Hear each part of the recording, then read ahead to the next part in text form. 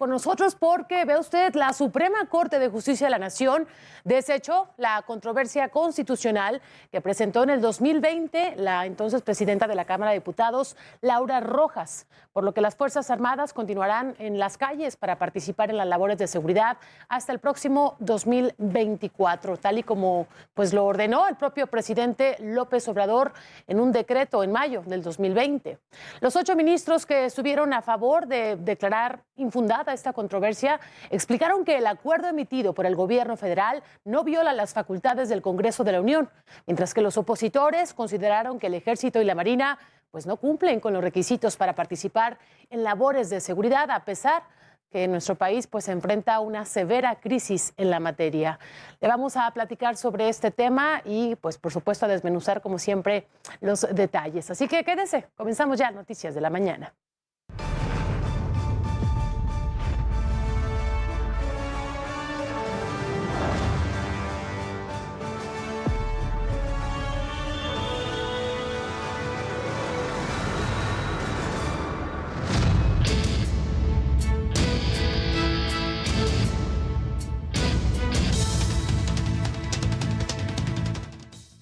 Bueno, y como ya le comentaba, este martes la Sala Superior de la Suprema Corte de Justicia de la Nación desechó una controversia constitucional que fue presentada por la oposición. ¿Cuál era el objetivo? Impedir que las Fuerzas Armadas permanezcan en las calles para labores de seguridad pública hasta marzo del 2024, tal y como lo ordenó el presidente López Obrador, ya le decía, en el pasado mayo del 2020.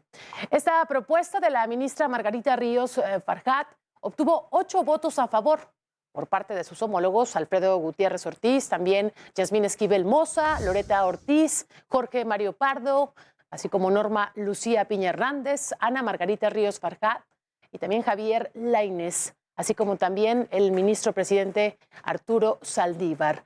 Ve usted, mientras que pues los ministros Juan Luis González Alcántara Carranca, también Luis María Aguilar Morales y Alberto Pérez votaron en contra. Pero ¿cómo es que surge esta controversia constitucional y cuáles fueron también los argumentos que se presentaron ante el máximo tribunal? Los detalles se los presentamos en esta siguiente nota. En los últimos meses se ha discutido una serie de reformas para trasladar el control operativo y administrativo de la Guardia Nacional a la Secretaría de la Defensa Nacional, lo que implicaría la militarización absoluta de un cuerpo de seguridad que constitucionalmente debería ser civil.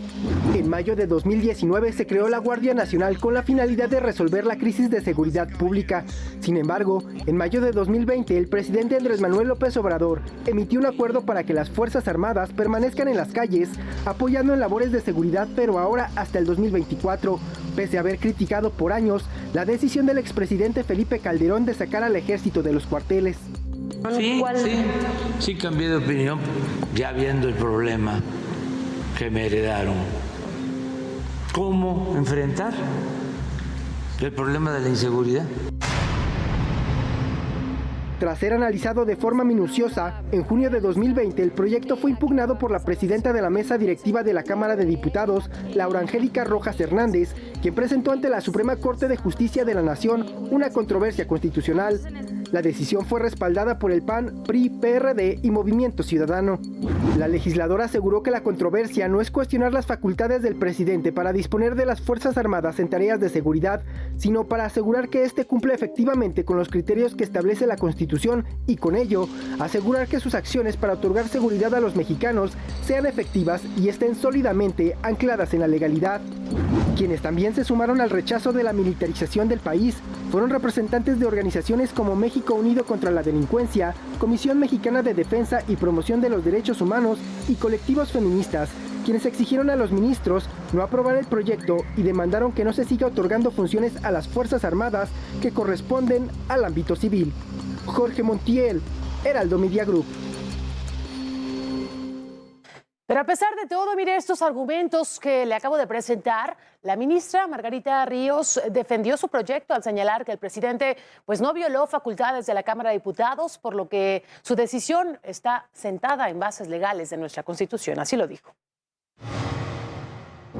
acuerdo impugnado no normaliza la militarización ni constituye una medida que evidencia una renuncia a la formación de una Guardia Nacional, al ser únicamente un reflejo de lo que el constituyente dispuso en la propia Constitución política del país. Y a pesar de que los ministros Luis María Aguilar y Juan Luis González reconocieron que el país está sumergido en una crisis severa de inseguridad, votaron en contra de que las Fuerzas Armadas realicen labores de seguridad pública bajo el argumento que ni el Ejército ni la Marina cumplen con los requisitos para realizar estas labores. Considero que al hacerse uso de la facultad extraordinaria prevista en el transitorio constitucional, es necesario que se motive de forma reforzada las razones por las cuales se ha decidido hacer uso de dicha facultad. Segundo, en relación con la regulación de la participación de las Fuerzas Armadas, tampoco se precisan adecuadamente los supuestos en que dicha participación será considerada como excepcional, proporcional y necesaria. La justificación para la intervención de las Fuerzas Armadas resulta ser tan general como preservar la seguridad pública del Estado, y las funciones que se le otorgan son facultades generales vinculadas a dicho objetivo. El acuerdo, desde mi punto de vista, abre la puerta para que el Ejército, la Marina y la Fuerza Armada suplan absolutamente a la Guardia Nacional en el ejercicio de aquellas facultades.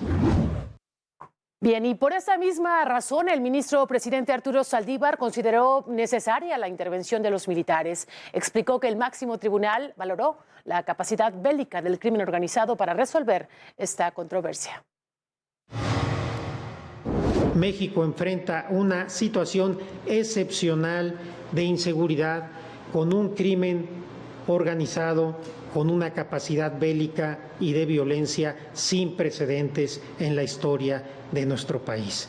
Y esto es lo que el Poder Revisor de la Constitución valoró y con base en estos lineamientos justificó que sus máximos cuerpos de seguridad nacional intervengan por ahora y de manera limitada en su recuperación.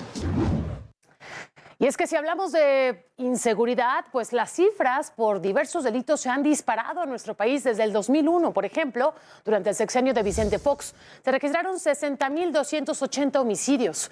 Con Felipe Calderón, el sexenio en el cual los militares salieron de los cuarteles, la cifra se duplicó, alcanzando los 120.463 asesinatos.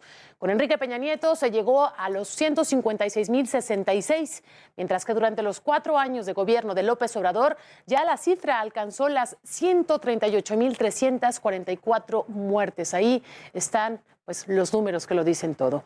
Más adelante vamos a retomar este tema y lo vamos a analizar con expertos en la materia, así que quédese con nosotros, pero en tanto